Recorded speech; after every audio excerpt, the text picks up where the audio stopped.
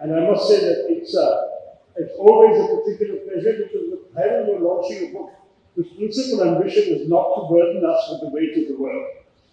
Really, she wants us to laugh at all the experiences that she's had and that all of us, I think, might be vicariously enjoy. The last book launch that I was at, the person who played the role of our wonderful compare here, told people, now Shashi Tharoor was coming, please get out the dictionaries, and that there should be immediately a relentless barrage of sesquipedalian syllables coming. And I just want to assure you that there is absolutely no reference of that nature going to happen in the next 10 minutes. Because we're not talking about somebody who has delved into the profound existential angst of the human condition. If you want to look up a difficult word tonight, the only one you might need is onomatopoeia, because before long you'll be laughing at the sound of honking horns, mewing pigeons, buzzing drones, and the assorted soundtrack of everyday life in Kerala. See, this is one of these rare books that begins by making you laugh at someone else's misfortune and ends by making you realize they were yours all along. So we're here to celebrate happy go funny, the lighter moments of life.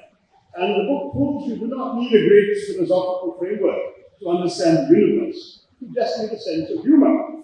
Because if you've ever tried to navigate a waterlogged pavement during the monsoon, only to have a loose concrete slab rise like a treacherous seesaw and deposit you headfirst into the gutter, then you know that life is not a grand tragedy. It is a slapstick comedy waiting for a perceptive chronicle.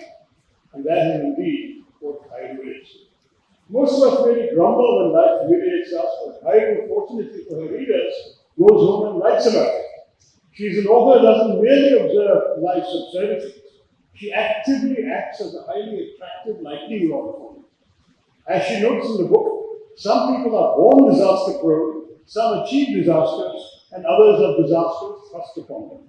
She appears with enviable consistency to qualify under all three headings.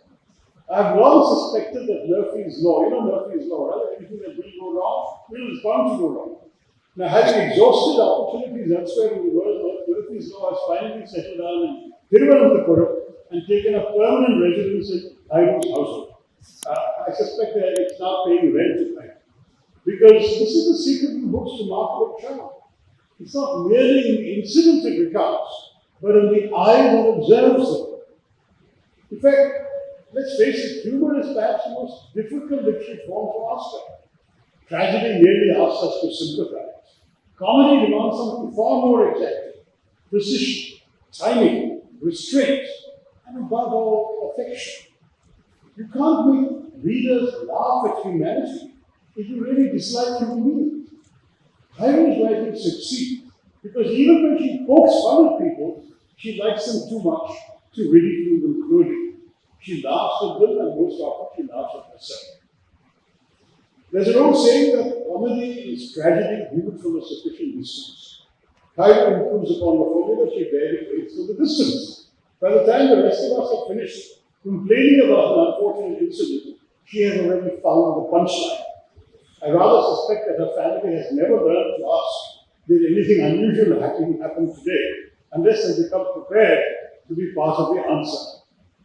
Take, for example, the remarkable saga early in the book of the Simian lecture, when a stylish monkey in Himachal Pradesh snatches a handbag containing her keys, purse, and fruits. Kairu doesn't panic or call the forest department. Instead, she does what only a lifelong teacher could do. She chases the beast down the mountain path and delivers a stern lecture, beginning with a booming, "How dare you!" I rather suspect that somewhere in Himachal Pradesh there remains a monkey who, upon hearing an English professor clear her throat, instinctively drops whatever she has stolen and retreats to the nearest tree. Only a lifelong teacher could regard a monkey not as a menace, but as an errant pupil in urgent need of corrective instruction. She must have got a lot of monkeys in her time, so thank you for that. Then you have the highly health-conscious ants residing upon her dining table.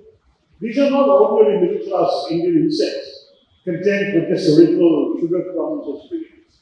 No, these are sophisticated high-end culinary critics who bypassed the bitter gourd entirely, infiltrate a supposedly airtight jar, and completely hollow out premium pistachios gifted from Dubai.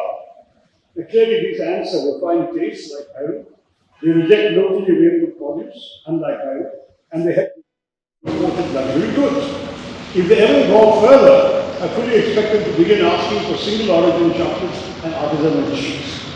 One begins to suspect that even her insect population has succumbed to globalization.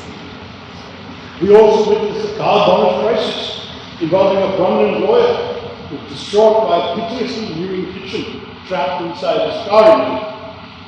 Braving his own solutions, he orders tuna to entice it up. Doesn't come. That's where he failed, and he resorts to the ultimate rescue device.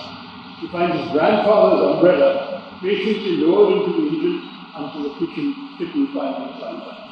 It's a wonderful Indian story. Before long, what begins as the rescue of a kitten had evolved into an exercise in institutional coordination of astonishing complexity. The delightful thing is that Thailand never exaggerates. Reality does all the heavy lifting for her. And that's another hallmark of Thailand's humor.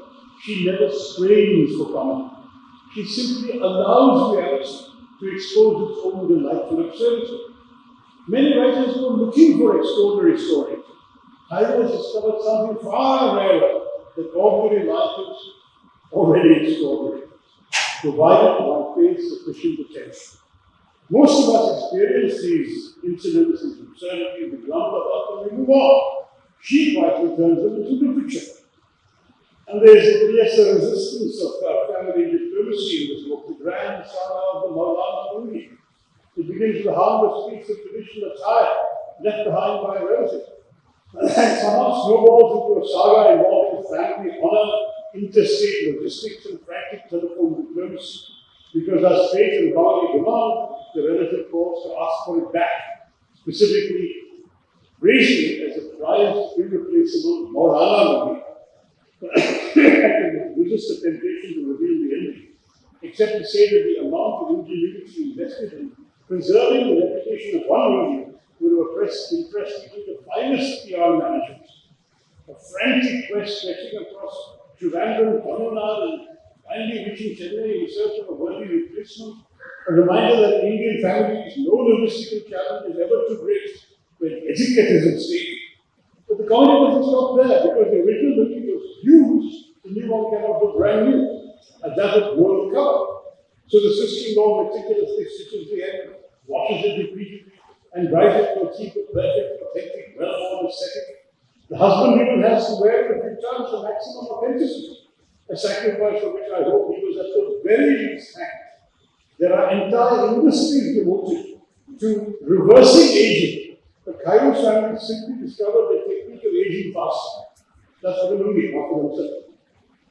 Now the relative received this lovingly, artisanally pre-aged lungi, a garment that required more careful engineering than many luxury brands devote to create distressed jeans. He takes one look at it and gives it on the spot to a random friend who had forgotten his own language. In the domestic sphere, provides Thailand with endless comic material, geography supplies the rest. Now, much as I enjoyed these adventures, I must confess that the pieces of this book closest to my heart are the essays so deeply, unapologetically rooted in our own beloved Kerala and Kapur. And I must say that as the MP for all of you, I read her description with an immense sense of recognition. Kairos treats the city not just as a backdrop, but as a living, breathing character, portrayed with an affection that is beautifully tempered by sheer local frustration. The finest writers, of course, do precisely this. They persuade us that a city or a place is never just a collection of landmarks or streets, but a personality with moods, quirks, contradictions. She captures our Kerala perfectly. Green, spectacularly lush, after the rains, culturally vibrant, but also hilariously beset by infrastructure woes, traffic jams, and the frantic tensions of rapid modernization. Only someone who truly loves the city earns the right to tease it so mercilessly. And I think we should all collectively present a copy of the book to the mayor.